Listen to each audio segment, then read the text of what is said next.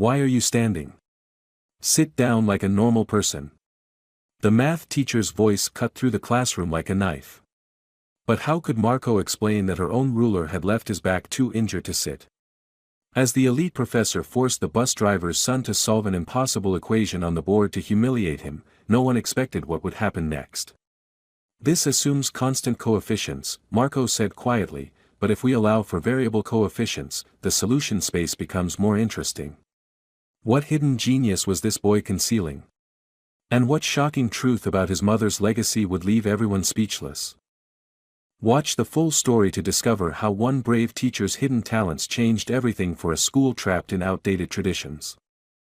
Dear viewer, if you are watching my story for the first time, I humbly request you write the location from where you are watching right now, subscribe this channel and press the bell icon now not to miss the notifications of my daily published new stories.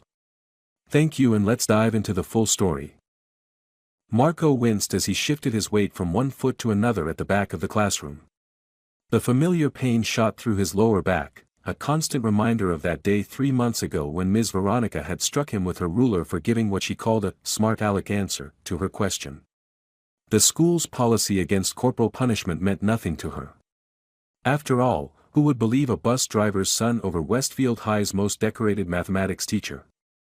You can sit down, Mr. Williams, Ms. Veronica called out, her voice carrying a hint of irritation. Or do you think you're too special for our classroom furniture? Marco lowered his gaze. I'm fine standing, Ms. Veronica, he replied softly. The truth was sitting for the full 45-minute period made the pain unbearable. The doctor had said the bruising would heal, but somehow it hadn't, not completely. His father couldn't afford the follow-up appointments to find out why. As Ms. Veronica turned back to the whiteboard, Marco's mind drifted to earlier that morning, when his father had dropped him off before beginning his bus route. Keep your head down, work hard, and stay out of trouble, his father had advised, squeezing Marco's shoulder. Education is your ticket out, son. Don't let anyone take that from you. James Williams had been driving school buses for Westfield for 15 years, working extra shifts to make ends meet since Marco's mother passed away when Marco was just 7. What the students who mocked his father's profession didn't know was that James had once been on track for an engineering degree before having to drop out when Marco's mother got sick. At home, behind closed doors, numbers had always been Marco's sanctuary. His mother, before her illness took her, had recognized his gift when he was just 4 years old, solving basic algebra problems as if they were simple addition. She had filled journals with math problems for him, journals that Marco still worked through at night, his one connection to her. The quadratic formula, Ms. Veronica was saying, is something you all should have memorized by now. Marco had known it since he was 9. But he kept quiet, kept his head down. His father's words echoed in his mind, sometimes, son, the smartest thing to do is to not show how smart you are. So Marco stood there, absorbing the lesson he'd already taught himself years ago, ignoring the periodic glances from Ms. Veronica that seemed to say, I haven't forgotten what you did. What he'd done was correct her. Once. A small calculation error that any teacher could make. But Ms. Veronica wasn't any teacher, and being corrected by a bus driver's son had been unforgivable to her. As the bell rang, Marco gathered his things slowly, waiting for the rush of students to clear before making his way out. His best friend Jamal approached, voice low. You okay, man? Back still hurting? Marco nodded. It's fine. Just can't sit for too long. You should report her, you know, Jamal said, not for the first time. Marco shook his head. And then what? My dad needs this job, Jamal. The school board values her more than the bus driver. As they walked out, Marco caught sight of Ms. Veronica watching him, her blue eyes cold and calculating. Something told him that the worst was yet to come. Veronica Lancaster smoothed her designer blouse as she entered the faculty lounge, her Louboutin heels clicking purposefully against the linoleum floor. At 47, she maintained the polished appearance of someone who knew her worth and demanded others recognize it too. Another donation from your family, Veronica? Principal Matthews asked, gesturing to the new smart boards being installed in the West Wing classrooms. The Lancaster Foundation believes in educational excellence, she replied with a practiced smile. Though I do wish we could be more selective about who benefits from such resources. Several teachers exchanged glances but said nothing. Veronica's family had founded Westfield High 80 years ago, and their continued financial support kept the school afloat. Her position as the head of the mathematics department was as much about her surname as her doctorate from MIT.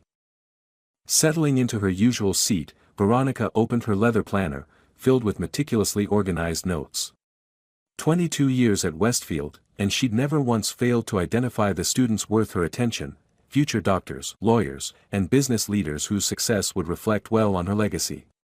The others were merely taking up space. Her thoughts drifted to Marco Williams.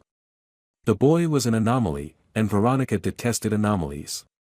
His shabby clothes and quiet demeanor marked him as forgettable, yet there was something in his eyes when he looked at equations, a clarity that unnerved her.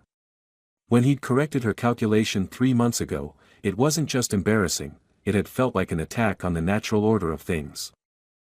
The Mathematics Competition Committee wants final approval on the qualifying exam, said Howard Winters, her assistant teacher, placing a folder before her. I'll review it tonight, Veronica replied, already mentally revising what she knew would be a mediocre set of problems. The annual Westfield Mathematics Competition was her crowning achievement, 15 years running, with several winners going on to Ivy League schools. It was a pipeline she controlled carefully. Later, walking back to her classroom, she passed Marco standing at his locker. The boy straightened immediately, eyes downcast in a way that satisfied something deep within her. The lesson had been necessary, boundaries must be maintained. Ms. Lancaster, called a cheerful voice. Amber Jenkins, daughter of State Senator Jenkins, hurried to catch up. I was hoping to discuss the competition. My father mentioned you're on the selection committee for the Princeton summer program. Yes, indeed, Veronica smiled warmly. Your preliminary work has been impressive, Amber. I have high hopes. This was the natural order, children of influence recognizing other children of influence. Not bus drivers' sons thinking they belonged in the same conversation. In her classroom, Veronica studied the framed awards covering one entire wall. Each represented a moment when her worldview had been validated. Each proved that excellence came from the right breeding, the right schools, the right connections. The last bell rang, signaling the end of the school day. Through her window, Veronica watched as James Williams' bus pulled up to the curb. She observed Marco boarding, taking a seat behind his father. Such a waste, she thought, for the boy to harbor any academic ambitions. Reality would eventually teach him his place, just as she was trying to do. As she gathered her papers, Veronica made a mental note to make the competition announcement tomorrow. It would be interesting to see which students had the audacity to believe they stood a chance. The alarm blared at 4:45 a.m., and Marco's hand shot out from beneath his worn comforter to silence it. For a moment, he lay still in the pre-dawn darkness, mentally preparing for the day ahead. Marco, you up? His father's voice came through the thin wall separating their bedrooms in the small apartment. Yeah, Dad. I'm up, Marco called back, swinging his legs over the side of the bed, wincing slightly as his back protested. Their morning routine was precision itself, developed over years of necessity. By 5:15, they were both in the kitchen, Marco preparing breakfast while his father reviewed his bus route for the day. By 5:40, they were out the door, James needing to get his bus ready before the first pickup at 6:30. You got that calculus test today? James asked as they drove through the quiet streets. Marco nodded. I think I'm ready. What he didn't say was that the material they were being tested on was something he'd mastered 2 years ago, working through one of his mother's journals late at night when sleep wouldn't come. That's my boy, James said proudly. Your mother would be, his voice caught, as it often did when speaking of Catherine. Well, she always knew you had a special mind. At the bus depot, Marco helped his father with the pre-trip inspection, checking lights, testing brakes, examining the emergency exits. It was technically against regulations for him to be there, but the other drivers looked the other way. Everyone knew James Williams was raising his son alone, and everyone respected his work ethic. "Mr. Williams," called a cheerful voice as they finished. Jamal's grandfather, Mr. Thompson, approached, his own bus keys jangling in his hand. "And young Marco? Ready to conquer some equations today?" "Yes, sir," Marco replied with a small smile. "This boy," Mr. Thompson said to James, "reminds me of you back in college. Same sharp eyes. Before you had to," he stopped, realizing he'd ventured into sensitive territory. James nodded once, acknowledging what remained unsaid. "We make do with what life gives us." When they arrived at school, Marco helped carry his father's lunch cooler to the driver's lounge. It was their private moment of connection before the day separated them, James to his routes, Marco to his classes where he carefully maintained his invisibility. "Remember," James said quietly, "your brain is the one thing nobody can take from you. Stay strong, stay smart, but stay safe," Marco finished. It was their mantra. In the hallway, Jamal was waiting by Marco's locker. "Guess what? The big math competition is being announced today. You entering this year?" Marco shook his head. "You know why I can't?" "Because of Lancaster. Man, you can't let her win like this. You're better than half the teachers in this school." "It's not about winning," Marco said, organizing his books meticulously. "It's about not making waves. Dad needs this job, this district."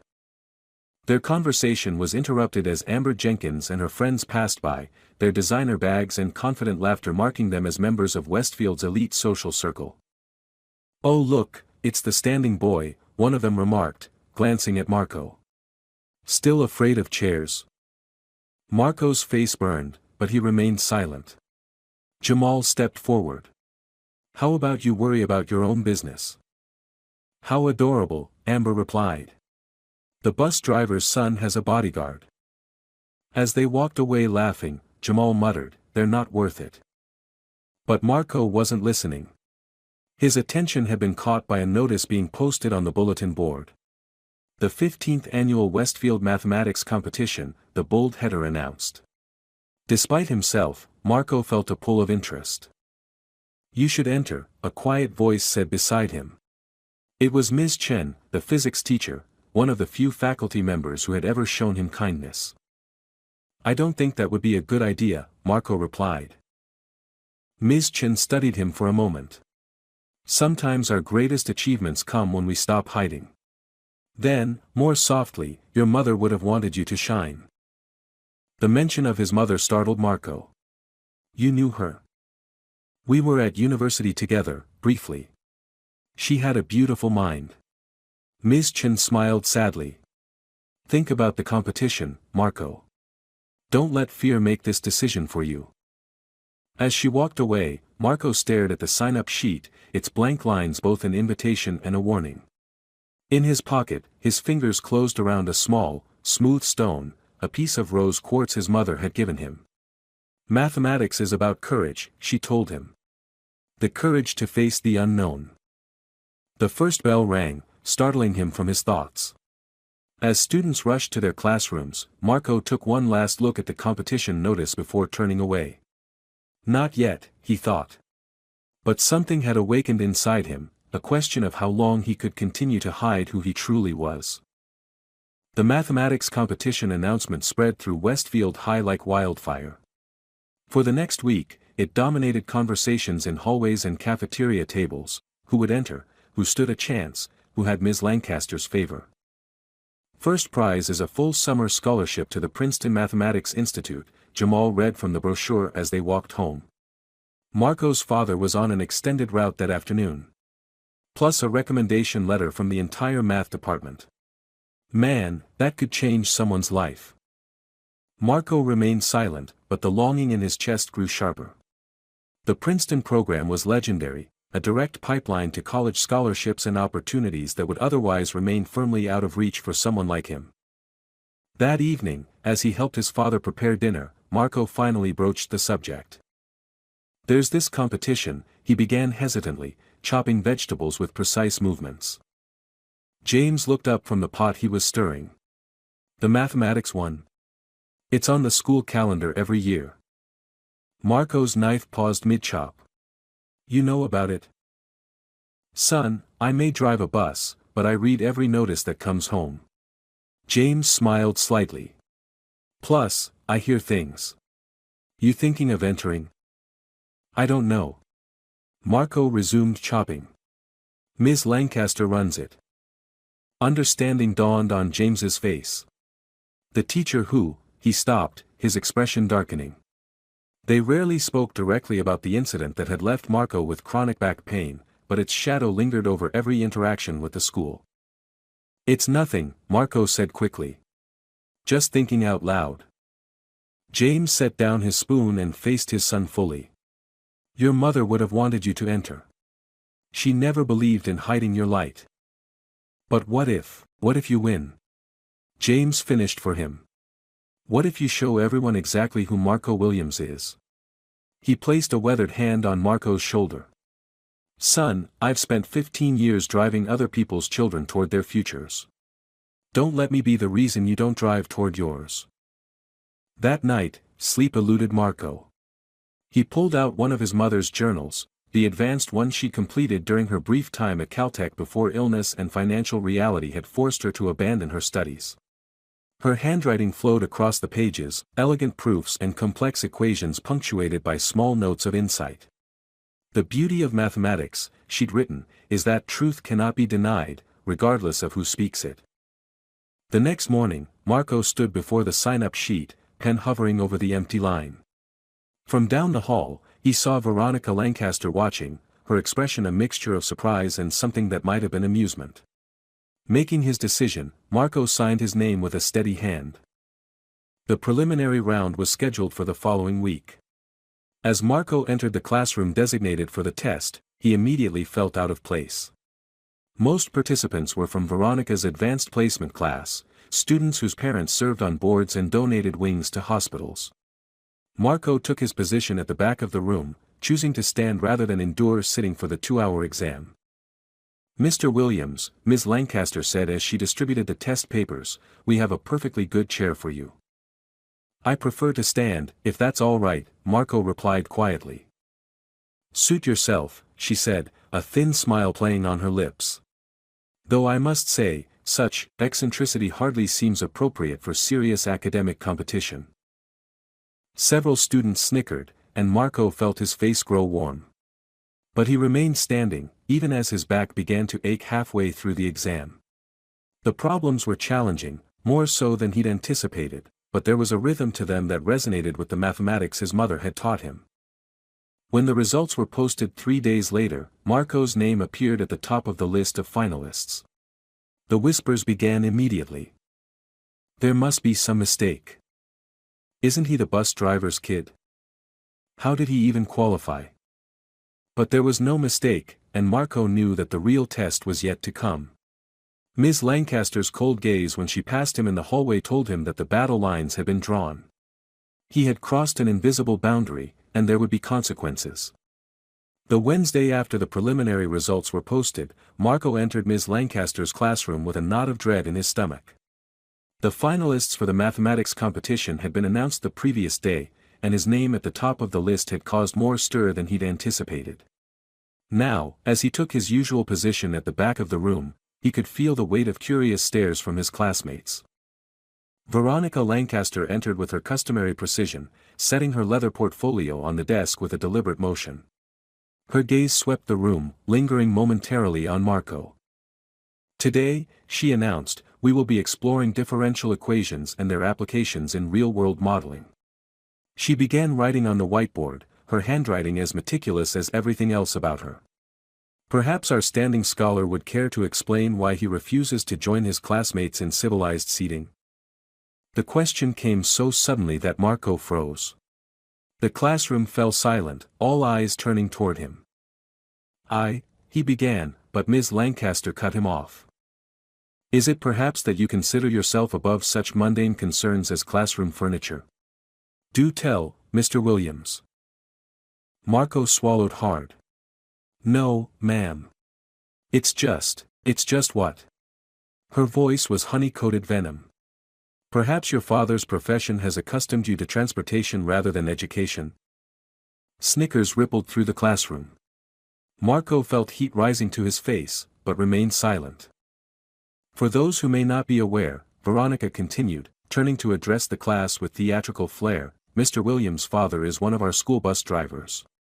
A noble profession, to be sure, but hardly one that suggests mathematical prowess runs in the family. The laughter grew louder.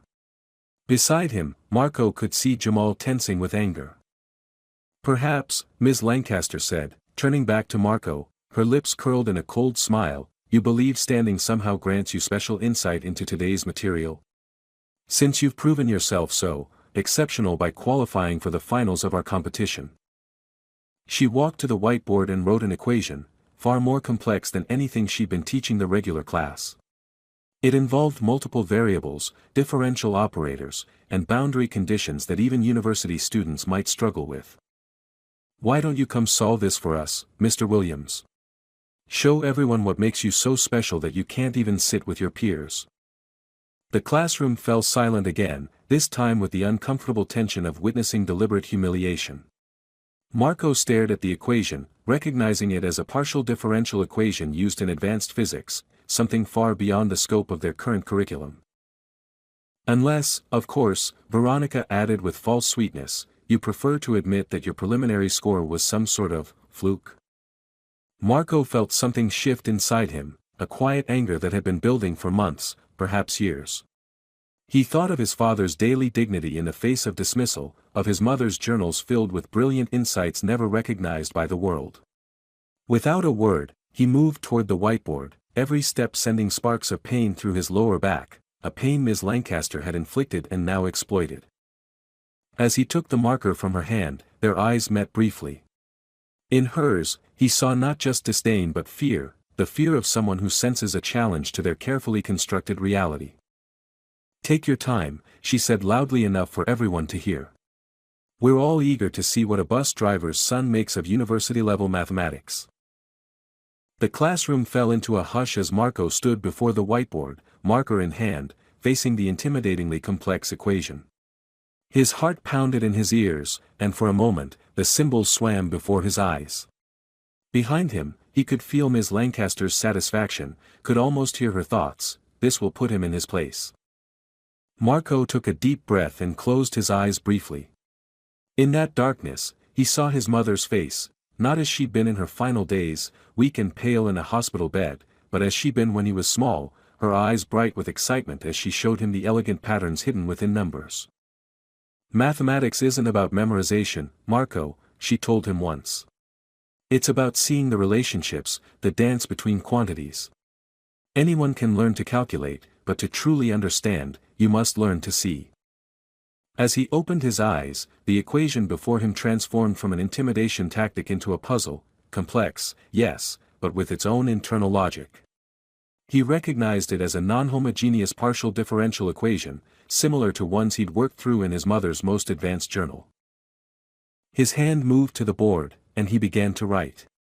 The first steps were methodical, identifying the type of equation, noting boundary conditions, considering appropriate solution techniques. He was vaguely aware of whispers behind him, of Ms. Lancaster's shifting posture as seconds stretched into minutes with no sign of him faltering. We don't have all day, Mr. Williams, she said, an edge of uncertainty creeping into her voice. Marco didn't respond. He was lost in the problem now, his handwriting filling the board with a sequence of transformations.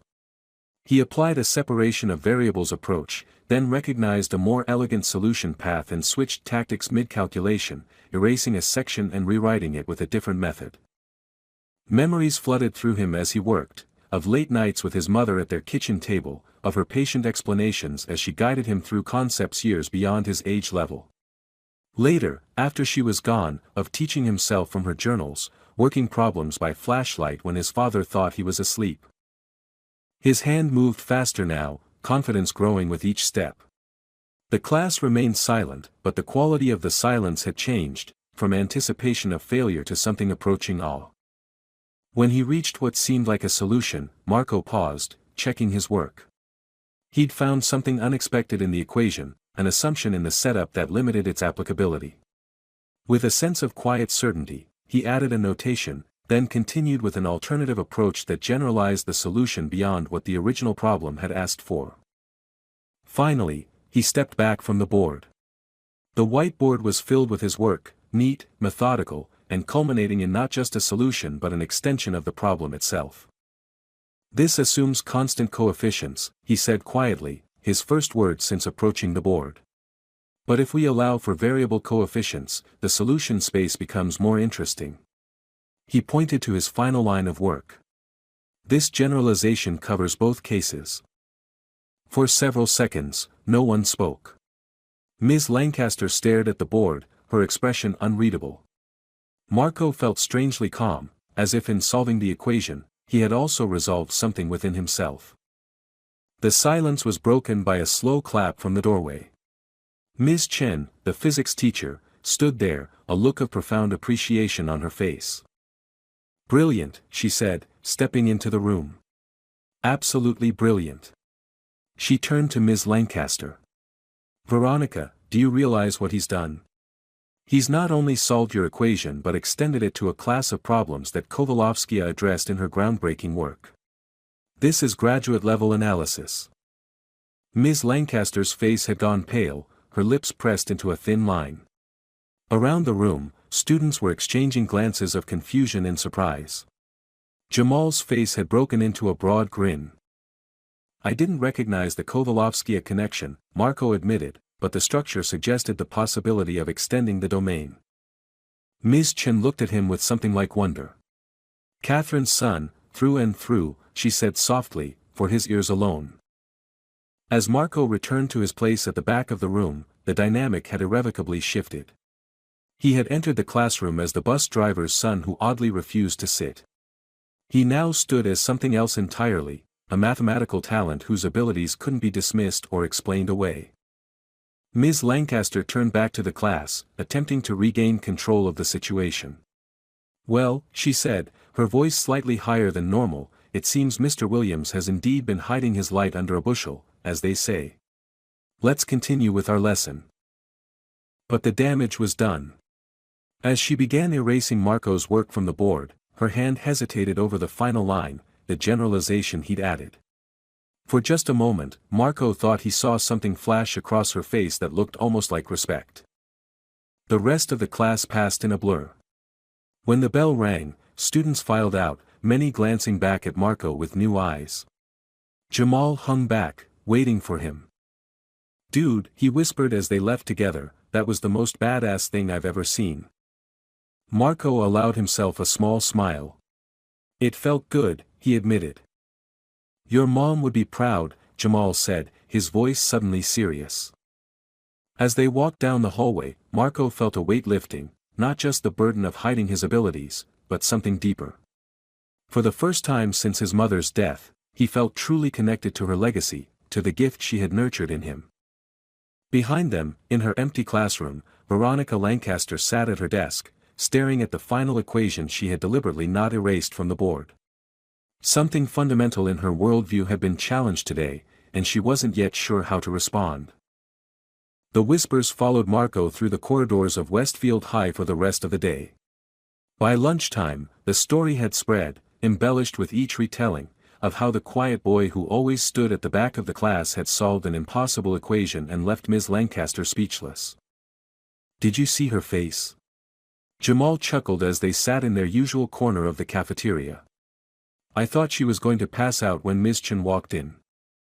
Marco picked at his food, still processing what had happened.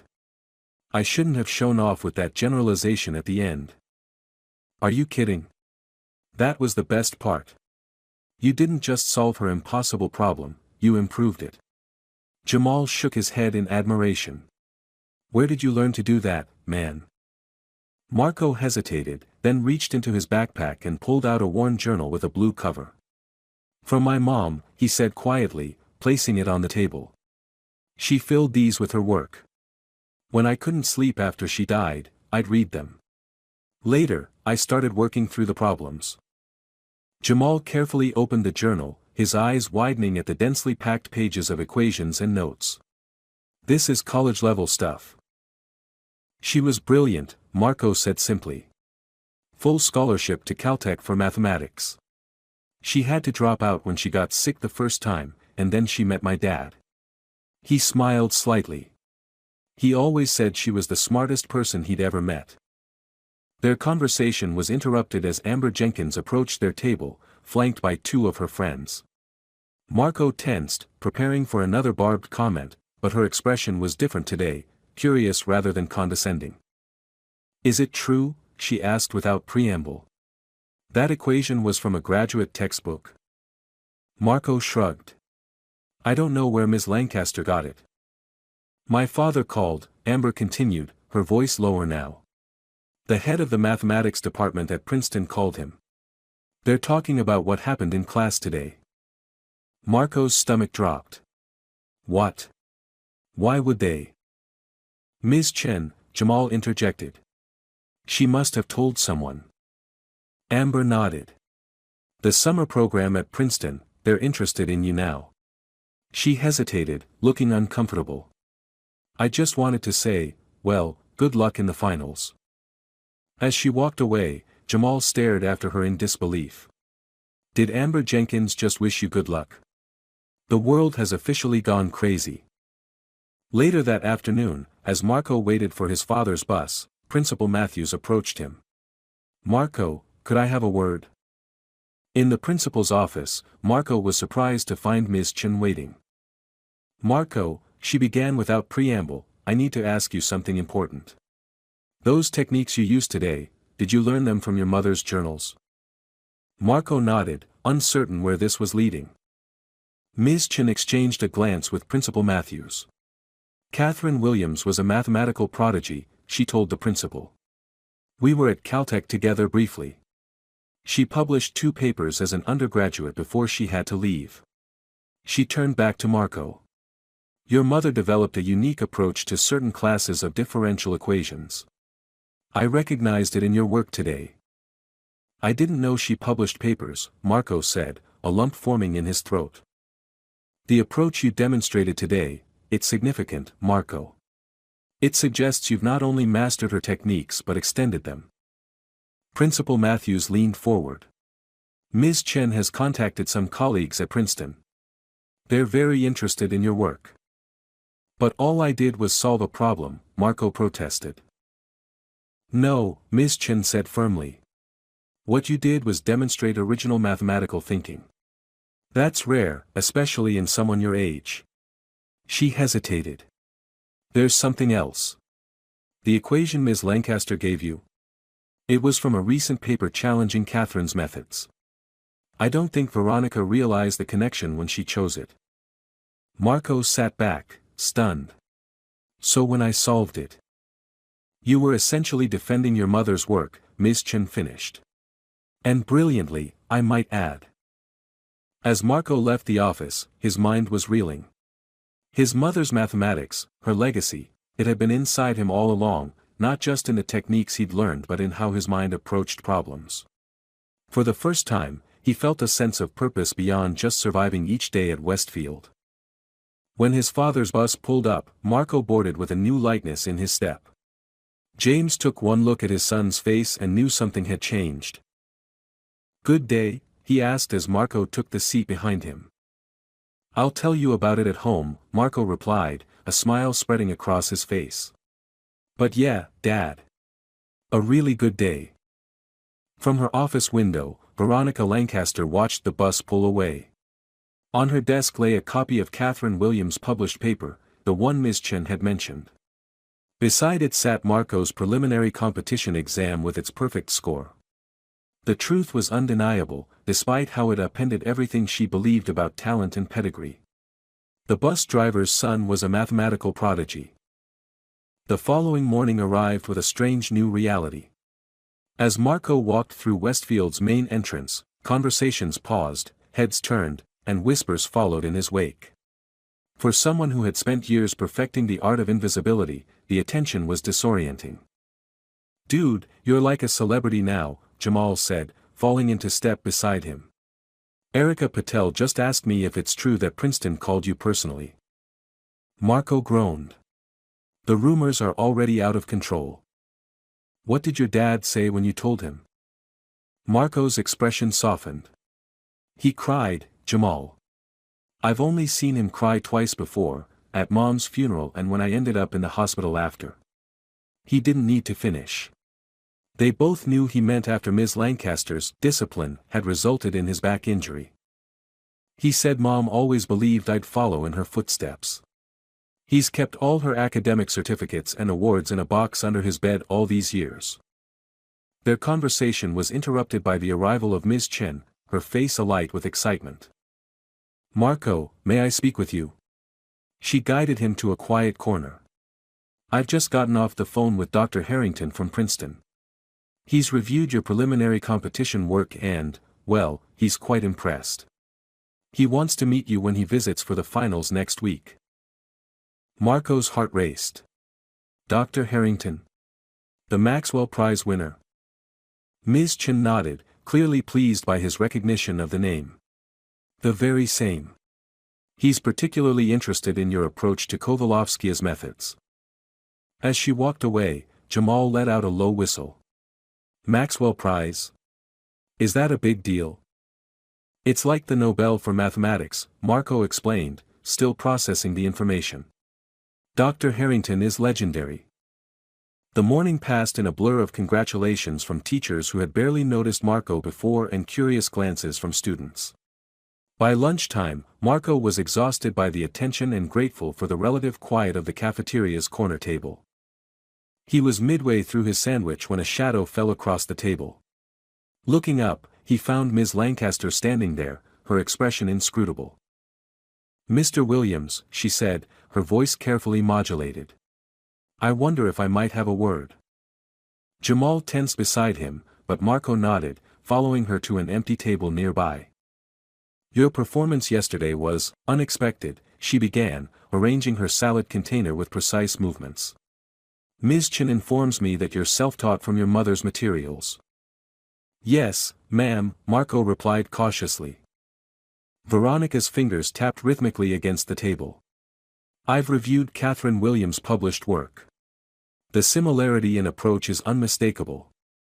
She looked up, meeting his eyes directly. Why didn't you ever participate in competitions before? The question caught Marco off guard. I didn't think it would be welcomed. Something flashed across her face, recognition, perhaps, or regret. The finals are next Friday. The committee will be observing closely. It wasn't quite an apology, nor was it the continued hostility he'd expected. It was, at most, a professional acknowledgement of his ability. I understand, he said. She studied him for a moment longer. You're back, she said finally, her voice lower. That's why you stand in class, isn't it? From when she stopped, unable or unwilling to name what she'd done. Marco said nothing, his silence an answer in itself. I see, she said, rising from the table. Good luck with your preparation, Mr. Williams. As she walked away, her posture as rigid as ever, Marco felt the strangest sensation, as if some invisible tension had begun, ever so slightly, to unravel. The day's final surprise came as Marco boarded his father's bus for the ride home. Seated near the front was Principal Matthews. Mind if I join you for the ride, James? He asked Marco's father. I'd like to discuss some developments regarding Marco. James glanced at his son in the rearview mirror, eyebrows raised in question. Marco gave a small nod. As the bus pulled away from Westfield, Principal Matthews turned in his seat to face Marco. Ms. Chen has filled me in on your mathematical background. Quite remarkable. He cleared his throat. She also mentioned concerns about an incident earlier this year. Marco stiffened. His father's hands tightened visibly on the steering wheel. I understand you experienced an injury, Matthews continued carefully. One that continues to cause you discomfort. It's manageable, Marco said quietly. Nevertheless, it should never have happened. The principal's voice had hardened. Westfield has a strict policy against corporal punishment. Ms. Lancaster has been spoken to regarding this matter. James Williams' voice came from the driver's seat, steady and determined. My son needs to see a specialist. The school nurse said there might be nerve damage, but our insurance won't cover the type of doctor he needs to see. Principal Matthews nodded. I've already spoken with the board. The school will cover any medical expenses related to Marco's injury. He held up a hand as James began to protest. It's not charity, Mr. Williams. It's restitution. As the bus continued its route, dropping off students at their stops, Marco watched the familiar neighborhoods pass by outside the window. For years, he'd hidden his abilities, suppressed his natural mathematical intuition, all to avoid drawing attention that might complicate his father's position or invite more conflict with Ms. Lancaster. Now, in the span of 24 hours, everything had changed. His mother's legacy had emerged from the shadows of his private studies into the light of public recognition. The pain that had been a daily reminder of the cost of standing out was being acknowledged, not just as a personal burden but as an institutional failing. When they finally reached the bus depot and the last student had disembarked, James turned to his son, his eyes bright with unshed tears. Your mother always said you would find your path, he said softly. That your mind was a gift the world would eventually recognize. Marco felt his own eyes growing wet. I wish she could see this. James reached across the empty seats, squeezing his son's shoulder. She can, son. Somehow, I know she can. The weekend brought an unexpected visitor to the Williams' small apartment. Marco was deep in preparation for the mathematics competition finals, surrounded by textbooks borrowed from Ms. Chen, when the doorbell rang. His father answered, and Marco heard the familiar voice of Ms. Chen in the entryway. Curious, he emerged from his room to find her standing there with a cardboard box in her arms. I hope I'm not intruding, she said, but I found something I thought Marco should have. James invited her in, clearing space on their modest kitchen table. Ms. Chen set the box down carefully. When your mother left Caltech, she explained, addressing Marco, she entrusted me with some of her research materials. I've kept them all these years, hoping someday. She trailed off, gesturing to the box. These belong to you now. With trembling hands, Marco opened the box. Inside were notebooks, similar to the ones he already treasured, but these were filled with more advanced work, research-level mathematics that Catherine Williams had never had the chance to publish. Beneath the notebooks lay several folders of loose papers and, at the very bottom, a framed photograph that made Marco's breath catch. It showed his mother, young and radiant, standing beside two other students in front of a chalkboard covered in equations. One of those students was unmistakably a younger Ms. Chen. The third person, a tall young man with kind eyes, had his arm around Catherine's shoulders. That's Dad, Marco said softly, tracing the figure with his finger. Ms. Chen nodded. James was studying engineering when he met your mother. They were both scholarship students. She glanced at James, who was staring at the photograph with a mixture of joy and pain. He was brilliant in his own right. What happened? Marco asked, looking between them. Why did Mom leave school? James sat heavily in a kitchen chair. The first bout of cancer came when she was 20. The treatment was experimental, not covered by insurance. We were both working multiple jobs, trying to stay in school, but eventually. He shook his head. Something had to give. Your father dropped out first, Ms. Chen continued when James fell silent. Took a job driving long-haul trucks to cover the medical bills. Your mother tried to continue, but when you came along a few years later. She wanted to focus on being your mother, James finished. Said there would be time for theorems later, but only one chance to see you grow up. Marco stared at the photograph, connecting pieces of a history he'd only partially known. But she never went back to mathematics. The cancer returned when you were 7, James said softly. This time, there weren't any experimental treatments left to try. A heavy silence filled the kitchen as Marco absorbed this new understanding of his parents' journey, their sacrifices, their dreams deferred and ultimately abandoned. He thought of his father, who had once been an engineering student with his own ambitions, now rising before dawn to drive children whose parents often looked through him as if he were invisible. "There's something else," Ms. Chen said, reaching into the box and pulling out an envelope. "This arrived at the department after Catherine passed. I should have gotten it to you sooner, but there never seemed to be a right time." The envelope bore an official seal that Marco recognized immediately, the Princeton Institute of Advanced Mathematics. With careful movements, he opened it and unfolded the letter inside. "Dear Dr. Williams," he read aloud, "we are pleased to inform you that your paper, on extensions of Kovalovskia's methods for nonlinear partial differential equations, has been accepted for publication in the Journal of Advanced Mathematical Analysis." His voice faltered. "She finished it during her last hospital stay," James said, his own voice thick with emotion. "Mailed it off without telling anyone, not even me. The acceptance came 2 weeks after the funeral." Marco continued reading, his heart pounding as he reached the final paragraph. "Furthermore, we would like to extend an invitation for you to join our Visiting Scholars program to further develop this promising line of research." Ms. Chen leaned forward. "The equation Veronica gave you to solve, it was challenging a key finding in this very paper. When you not only solved it but extended the solution, you were vindicating your mother's work."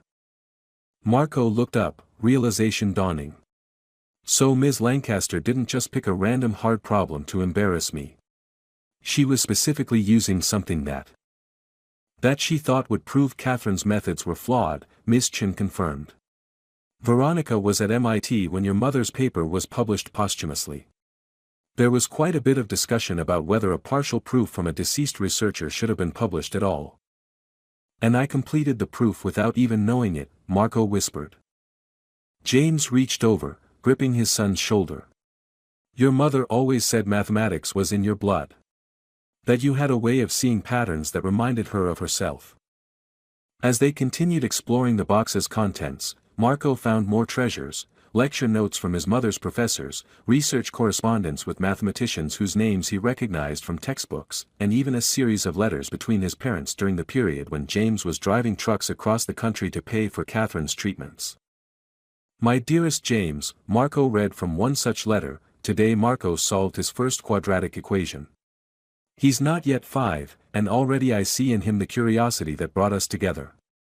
Sometimes I wonder if we made the right choices, abandoning our studies for this uncertain path. But then I watch our son discovering the beauty in numbers, and I know that in him, perhaps, our dreams will find their fulfillment." Marco couldn't continue, his vision blurred by tears. James moved to his son's side, wrapping an arm around his shoulders. "She never regretted her choices," he said softly. "Neither of us did. But she would have been so proud to see you now, carrying forward what she began." As evening fell, Miss Chen prepared to leave. At the door, she turned to Marco one last time. "The finals are this Friday," she reminded him. "Dr. Harrington from Princeton will be there, along with representatives from several universities. Your mother's work opened doors that were closed to her by circumstance. Now those same doors are opening for you." After she had gone, Marco returned to the kitchen table where the contents of the box lay spread out, the tangible remnants of Catherine Williams' brilliant but abbreviated academic career. Among them, the photograph of his parents in their youth, full of promise and unaware of the challenges that lay ahead. Marco carefully lifted the frame, studying the equation visible on the chalkboard behind them. With a jolt of recognition, he realized it was a preliminary version of the very theorem his mother had eventually published, the one Ms. Lancaster had unknowingly challenged him to defend. In that moment, Marco understood that the upcoming competition was about more than his own future. It was about honoring a legacy, not just of mathematical brilliance, but of perseverance in the face of adversity. Of dignity maintained even when dreams had to be deferred. "I won't let you down," he whispered to the smiling face of his mother in the photograph. "Either of you." Monday morning brought an atmosphere of heightened tension to Westfield High. As Marco made his way to his first class, he noticed hushed conversations ceasing as he passed, followed by renewed whispers in his wake.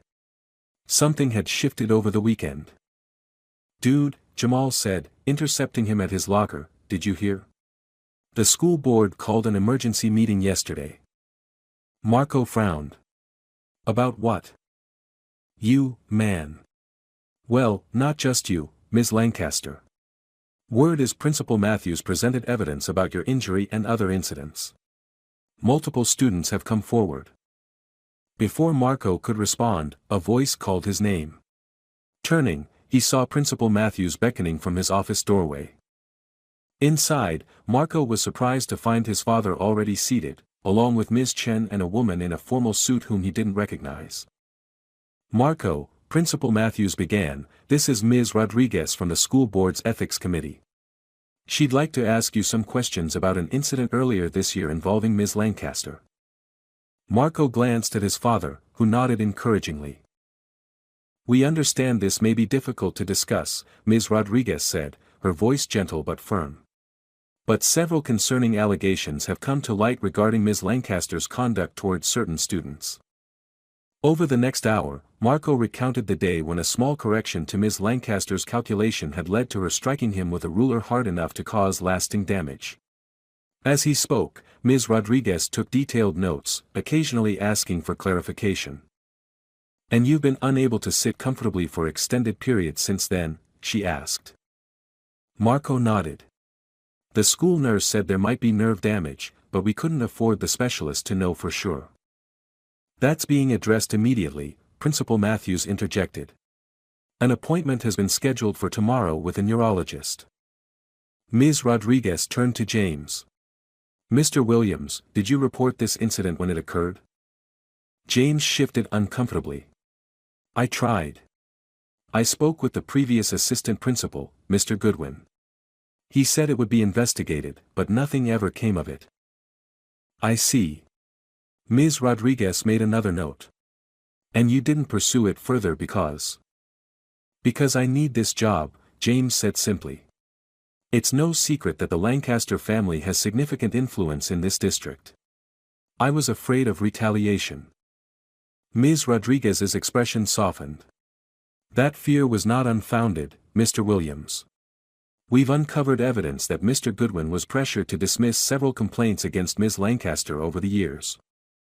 A knock at the door interrupted their conversation. The school secretary poked her head in. Ms. Lancaster is here, as requested. Principal Matthews nodded. Please ask her to wait in the conference room. We'll be with her shortly. After a few more questions, Ms. Rodriguez closed her notebook. Marco, thank you for your honesty.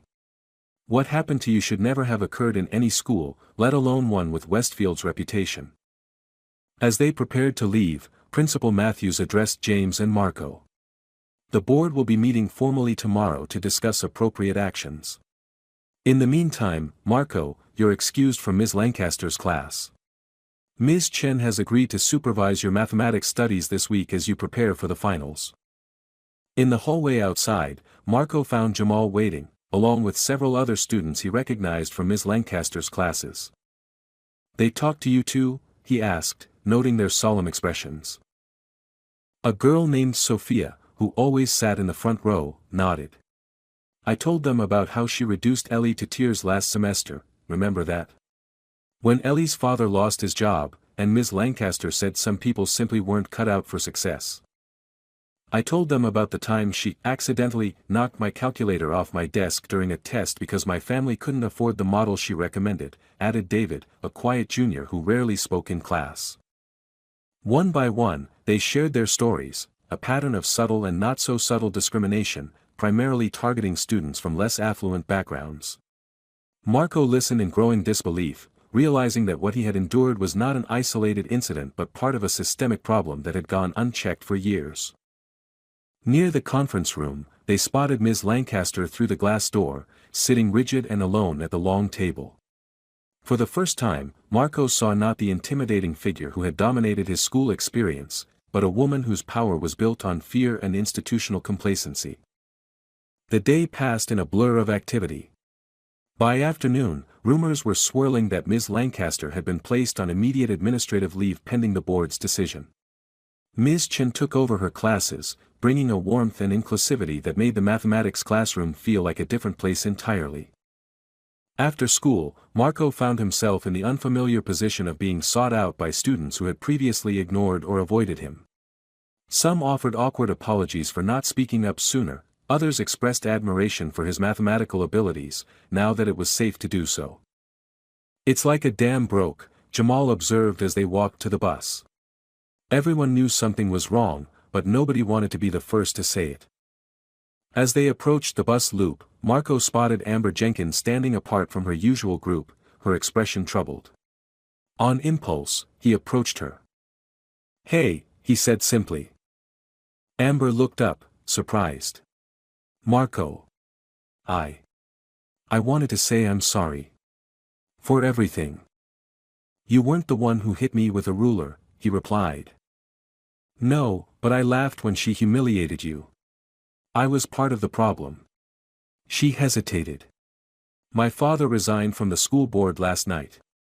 He said he couldn't continue to support an institution that had allowed such behavior to go unchecked." Marco was taken aback.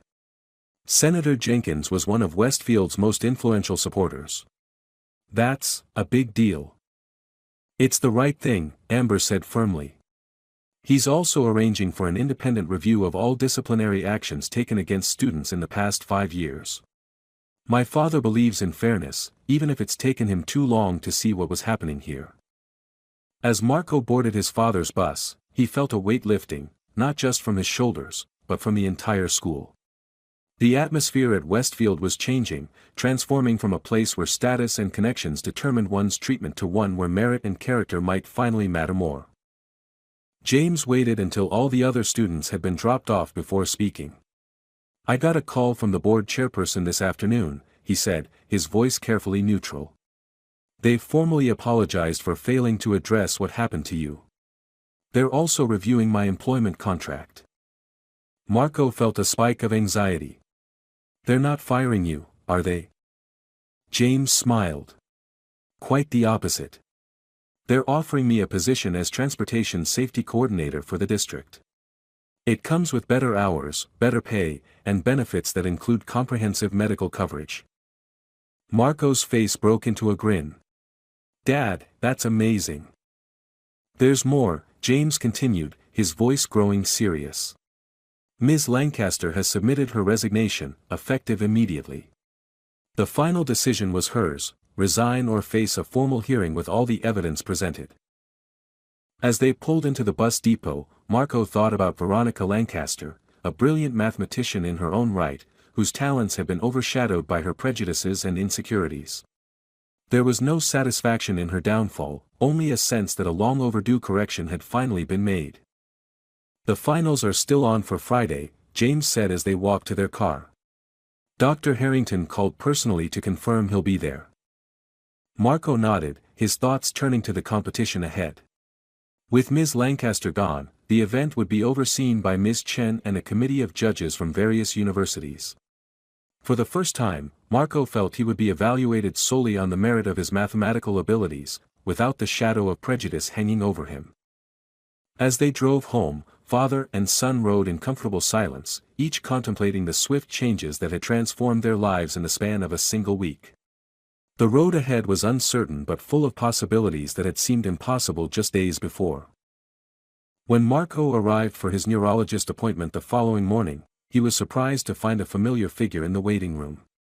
Veronica Lancaster sat alone in a corner chair, her usual immaculate appearance somewhat diminished, her shoulders bearing a weight that hadn't been visible before. Their eyes met briefly before she looked away, her fingers worrying the strap of her designer handbag. Marco hesitated, then, following an impulse he didn't fully understand, took the seat beside her. For several minutes, neither spoke. Then, in a voice barely above a whisper, she broke the silence. "I called in a favor to get you this appointment. Dr. Brenner is the best neurologist in the state." Marco studied her profile, trying to reconcile this subdued woman with the imperious figure who had dominated his school experience. "Thank you," he said simply. She nodded once, still not meeting his eyes. "It won't change anything that happened, but it's something I could do." Before Marco could respond, the receptionist called his name. As he rose to follow the nurse, Veronica finally looked up at him. "Your mother," she said, "was a remarkable mathematician. Her published work on Kovalovskia's theorem was elegant. Groundbreaking." She swallowed visibly. "I should have recognized the same quality in you from the beginning."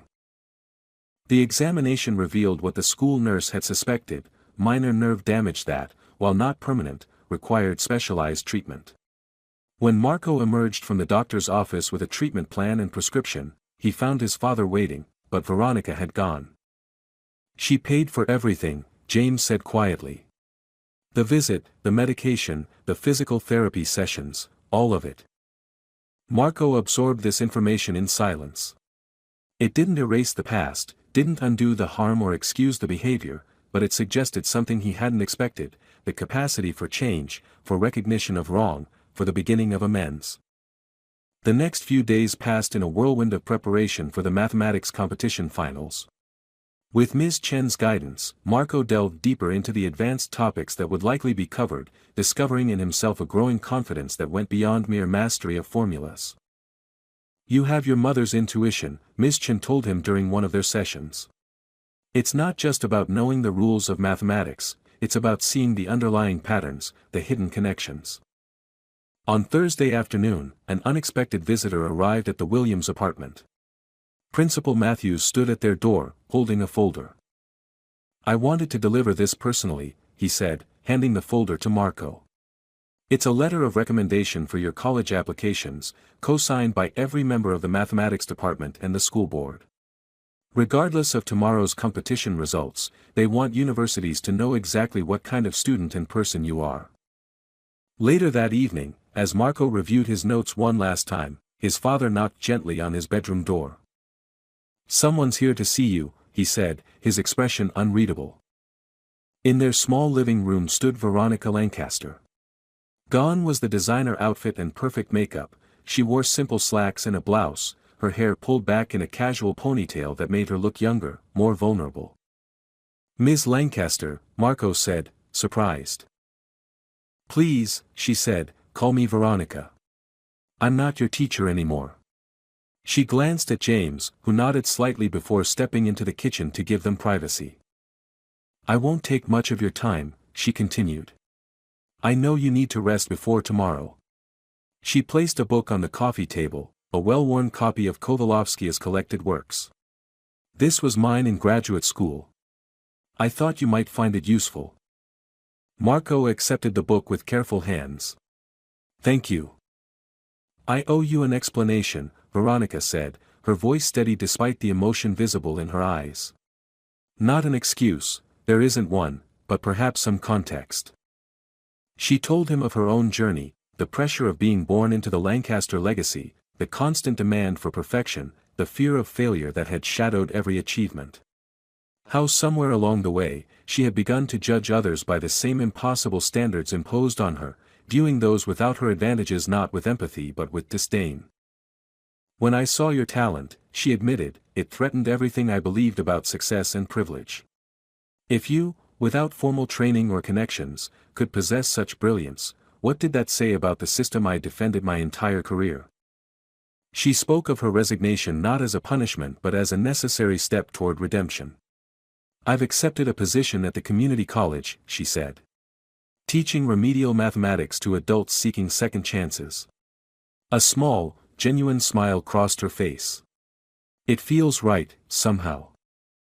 As she prepared to leave, Veronica turned back one last time. "Your mother's work deserved wider recognition than it received.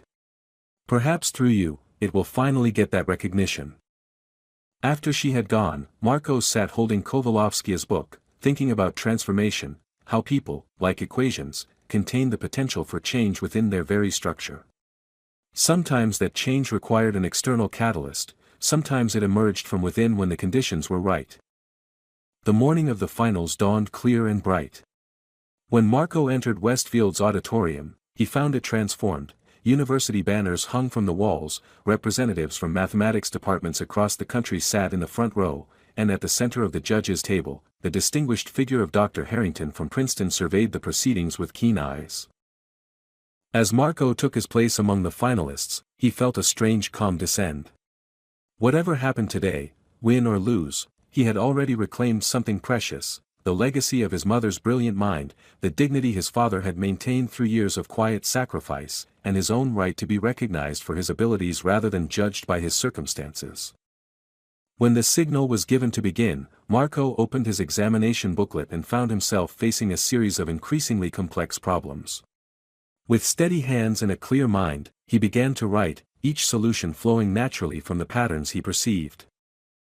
In that moment, mathematics felt less like a test and more like a conversation, with his mother's memory, with the great minds who had come before, and with the infinite possibilities that numbers had always represented to him. For the first time since he could remember, Marco solved not from a place of fear or the need to prove himself, but from the pure joy of mathematical discovery. And in that joy, he found his true victory. The results of the mathematics competition weren't announced immediately. For 3 days, Marco returned to his classes, now with a properly adjusted chair that accommodated his healing back, and tried to focus on normal school activities. But nothing felt normal anymore. The dynamic at Westfield had fundamentally changed. In Ms. Lancaster's former classroom, now under Ms. Chen's guidance, students who had previously remained silent began to participate actively. Marco noticed that David, the quiet junior who couldn't afford the expensive calculator, now answered questions regularly. Sophia, once intimidated into silence, led group discussions with growing confidence. During lunch periods, Marco found himself surrounded by younger students seeking help with their mathematics homework. What began as casual assistance soon evolved into an informal tutoring program, with Marco and several other advanced students volunteering their time. "You're a natural teacher," Ms. Chen observed one afternoon as she watched Marco patiently explaining a concept to a struggling freshman. "You don't just show them the solutions, you help them see the path to finding answers themselves." On Wednesday afternoon, as Marco was gathering his books to head home, Principal Matthews appeared at his classroom door. "They're ready to announce the results," he said, his expression giving nothing away. "The auditorium, 15 minutes. Heart pounding, Marco texted his father, who had promised to be there regardless of his bus schedule. By the time he reached the auditorium, it was filled with students, teachers, and parents. In the front row sat the competition judges, including Dr. Harrington, whose piercing gaze found Marco as he entered. James Williams arrived just as Principal Matthews stepped up to the podium, slightly out of breath from rushing to make it on time. He squeezed Marco's shoulder as he took the seat beside him.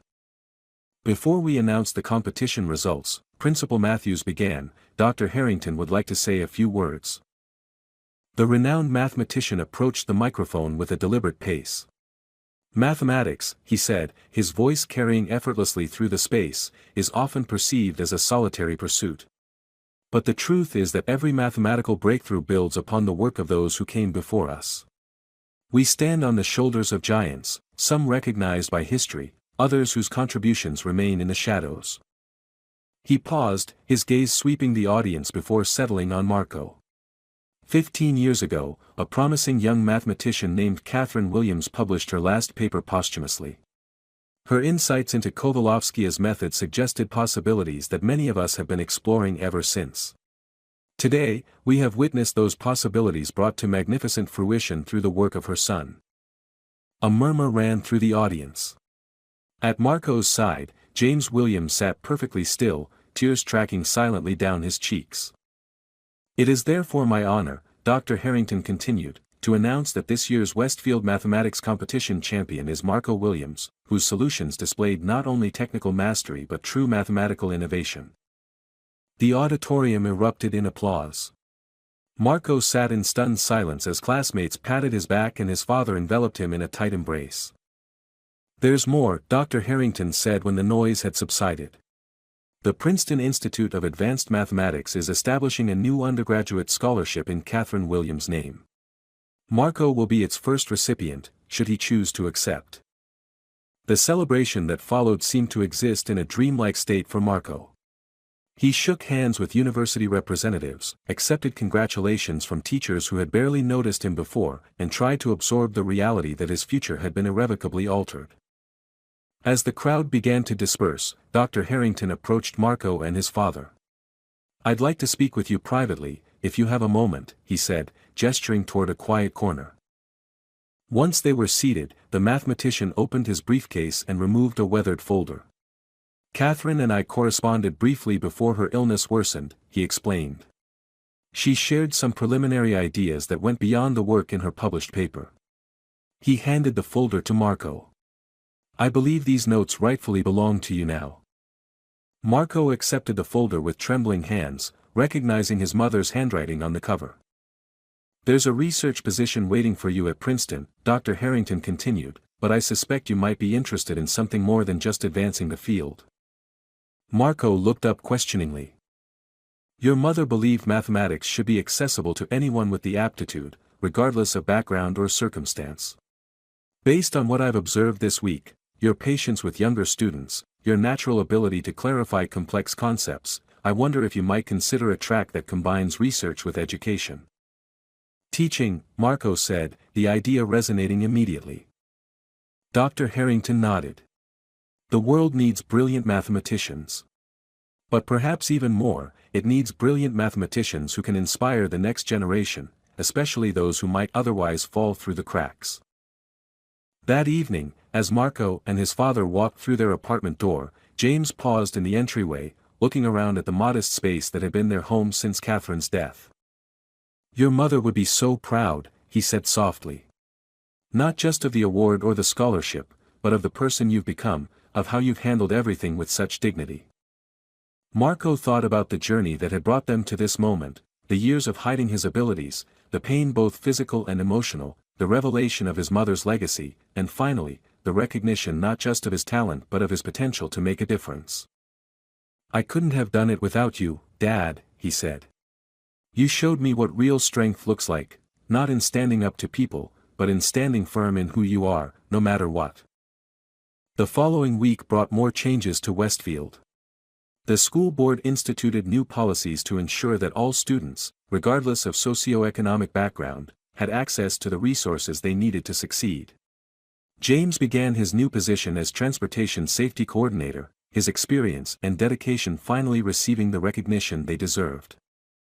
Most significantly for Marco, the informal tutoring sessions officially became the Westfield Mathematics Mentorship Program, with classroom space and faculty support. Twice a week, students who struggled with mathematics concepts could receive peer tutoring from those who excelled in the subject.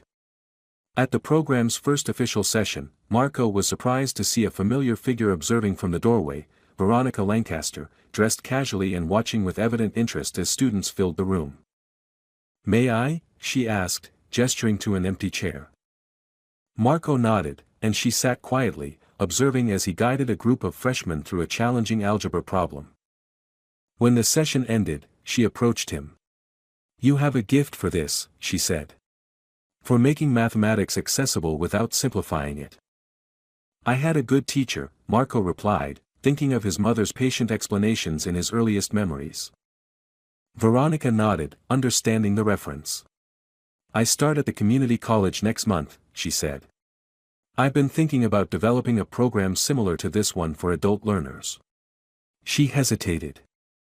"I'd welcome your input, if you'd be willing to share your approach." It wasn't quite friendship, nor was it the complete resolution of the complex history between them. But it was something else, a professional respect, a mutual recognition of capability, and perhaps the first step toward a different kind of relationship based on shared purpose rather than artificial hierarchy. As spring turned to summer, Marco divided his time between preparing for Princeton and expanding the mentorship program. Under his guidance, several younger students who had previously struggled with mathematics began to show remarkable improvement. The most gratifying moments came when he saw the spark of understanding light up in a student's eyes, the same spark he had felt when working through his mother's journals. On the last day of school, Marco stood at the front of Ms. Chen's classroom, now officially a graduate of Westfield High. On the whiteboard behind him, he had written a quote from Sofia Kovalovskaya: "It is impossible to be a mathematician without being a poet in soul." Looking out at the students gathered before him, some who had once mocked him, others who had stood by him, and many who now looked to him for guidance, Marco felt a sense of completion. The equation of his life, with all its variables and unknowns, had balanced itself in unexpected ways. Mathematics isn't just about finding the right answers, he told them. It's about asking the right questions, seeing beyond the obvious, and believing that even the most complex problems have solutions, if you're willing to approach them with an open mind. As his gaze met his father's proud eyes at the back of the room, Marco knew that this was not an ending but a beginning. The legacy his mother had left, the lessons his father had taught, and the journey that had brought him from standing silently at the back of the classroom to confidently leading from the front, all of these would continue to shape not just his future, but the futures of countless others whose paths he would influence. In that moment, Marco Williams, the bus driver's son, the mathematician's heir, and now a mentor in his own right, understood that the most elegant solution of all was the one he was living, a life transformed by courage, perseverance, and the unshakable belief in every person's potential to rise above circumstances and expectations. Dear friend, behind every student stands a story we may never know. This tale reminds us that talent and brilliance exist everywhere, in every neighborhood, every background, every family. When we judge others based on appearance or circumstance, we not only harm them but deprive our world of extraordinary gifts.